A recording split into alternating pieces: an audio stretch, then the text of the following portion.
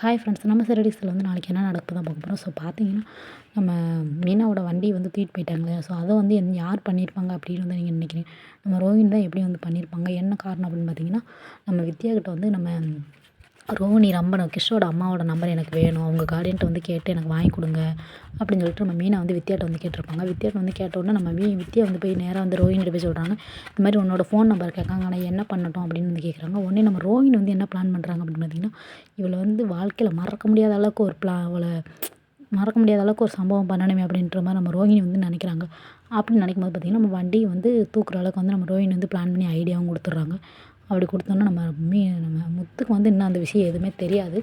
அதுக்கப்புறம் பார்த்திங்கன்னா, வீட்டில் வந்து நம்ம விஜய் எப்பயும் போல் வந்து நக்கல் பண்ணுவாங்களே, அதேமாதிரி வந்து மீனா வந்து நக்கல் பண்ணி பிரியாணி சாப்பிட இந்த மாதிரிலாம் இருக்காங்க. ஆனாலும் ஒரு பக்கம் நம்ம இந்த வண்டியை வந்து இப்படிலாம் யார் பிளான் பண்ணி இப்படி செஞ்சிருப்பா? இத்தனை நாள் பண்ணாமல் இன்றைக்கி எதுக்கு அவங்க அப்படி பண்ணணும்? அப்படின்ற மாதிரி ஒரு பக்கம் வந்து யோசிச்சுட்டு இருக்காங்க. ஆனால் நம்ம முத்து வந்து எப்படி வந்து கண்டுபிடிச்சிடுறாரு. அதை வந்து கண்டுபிடிச்சோன்னே பார்த்திங்கன்னா, நம்ம ரோஹிணி வந்து பயங்கரமாக வந்து திட்டுறாரு. திட்டினதுக்கப்புறம் பார்த்திங்கன்னா, நம்ம ரோஹிணியை வந்து எப்படியும் கிருஷ்ணோட அம்மா யாருன்றதை வந்து சீக்கிரமாக கண்டுபிடிப்பாருன்னு தான் நானும் நினைக்கிறேன்.